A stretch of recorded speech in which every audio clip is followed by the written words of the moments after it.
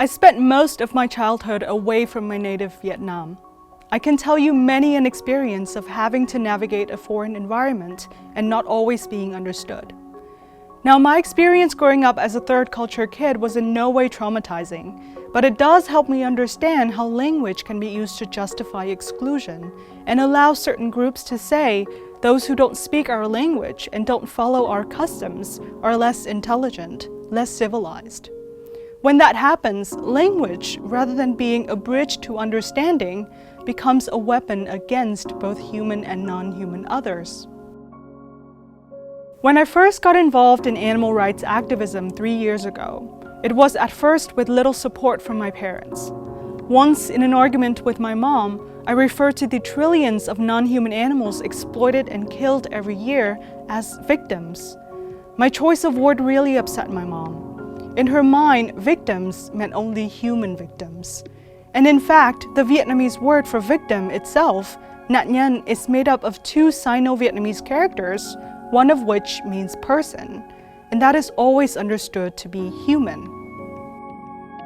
Since the beginning of time, we humans have deliberately distanced ourselves from everything that connects us to the rest of animal kind, while classes of humans thought to be inferior have been likened to animals. In ancient China, the great philosopher Confucius taught that people who weren't Han Chinese were closer to animals in their greediness and aggression. Throughout history, this type of degrading language has been used by everyone from the most enlightened moral teachers to the perpetrators of the most gruesome human atrocities. In Nazi Germany, anti-Semitic propaganda frequently compared Jews to lice or rats who carry disease. And clearly we haven't learned. Even now in Vietnamese slang, criminals and so-called lowlifes are often called dogs, who are supposedly our best friends. When you think about it, the language that we use to talk about other animals is incredibly dismissive and condescending. We refer to most animals as it, the same pronoun we would use to refer to a table. Usually only companion animals are he's and she's, and even then only the ones whom we've gotten to know well, like Mr. Fluffy McFluffsters, the beloved family dog.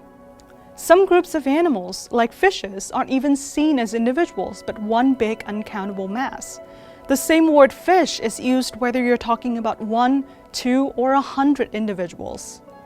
And we call ourselves owners of even the dogs and cats whom we pamper and consider family members. That's not all. We project a lot of qualities that we dislike about ourselves onto other animals. Growing up, I used to be reprimanded for leaving my room like a pigsty.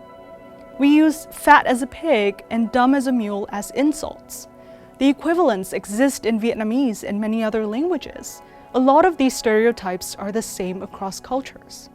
We use a lot of euphemisms too to maintain a dividing line between ourselves and other animals. We all have flesh, skin, and hair, but the exact same body parts that we kill other animals for have been renamed meat, leather, and fur instead. So I'll let you in on a secret. Humans are animals. So it's not really a secret, but when we speak of animals, we're not imagining ourselves being in that category. And human intelligence and emotions continue to be the measuring stick for how we understand other animals.